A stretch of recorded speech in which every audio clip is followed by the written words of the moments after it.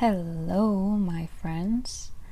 This is Sarah coming to you with the astrology update for the week. And today we're looking at May 18th because there are count them, three conjunctions happening on the exact same day. And two of those conjunctions happening, in fact, in the same sign. So, again, this is going to be occurring on May 18th. Venus moves into a conjunction with Uranus at 23 degrees of Taurus. The Sun moves into a conjunction with Jupiter at 28 degrees of Taurus. And Mars moves into a conjunction with the North Node of the Moon in Aries. So beginning with the Taurus planets, because there is so much energy happening in Taurus right now, we actually have 5 planets in the sign of Taurus. Mercury is also going to be co-present on this day. Mercury, the messenger god, Hermes, Thoth, and Loki. So keeping in mind that we might receive this insight through a message, there are also 4 other planets that I'm going to talk about, because the backdrop of this energy is because we have 5 planets that are all in the same sign. So that backdrop being one of comfort. And we are breaking out of that comfort because Jupiter brings about expansion and Uranus brings the big breakthroughs. So the Sun represents the ideal or the perfect form, and for Taurus, that is indeed comfort. Taurus is the earth yin domicile of Venus, and in that it is very sensual in nature. So by that, I mean we use our 5 senses to experience Taurus. Taurus is about the abundance we can receive from the earth in terms of security, in terms of our possessions, and in our resources. Physical things, because it is earth.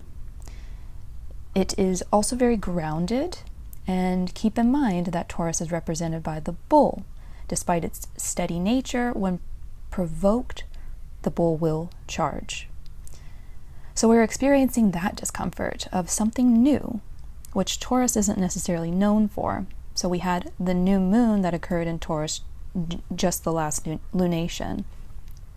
So something new has already begun, and we're starting to experience the discomfort from that.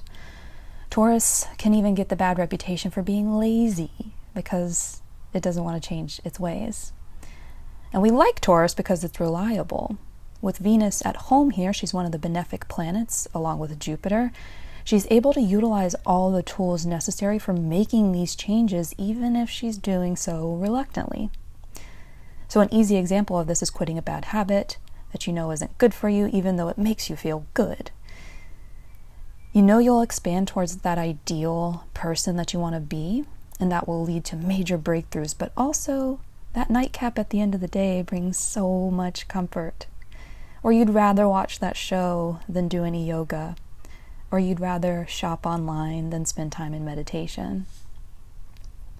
So what's pushing us toward the change is not just all of this Uranian and Jupiterian expansive and breakthrough energy, it's also Mars conjunct the North Node in the sign of Aries, which is the other conjunction that's occurring on this very same day, May 18th. Aries is, of course, the pioneer, as the very first sign of the zodiac, and the fiery yang domicile of Mars, the god of war. In this sign, every planet takes action. Being conjunct the North Node is another indication that we are breaking away from comfortable habits and aspiring towards a new evolution of the soul. So the good news is that Mars gives us the passion and the desire to do just that. And with Mars at home in the sign of Aries, this again means that he has all the tools that he needs to knock this mission out of the park. Mars cuts things away. Mars is the externalized movement of our divine masculine principle and doesn't like to be told what to do. So this isn't a change that is coming from someone else's suggestion. We want to do it. So do it. With Chiron co-present in this sign, it may feel like we're exposing a wound or the shadow self, but Mars can face that too.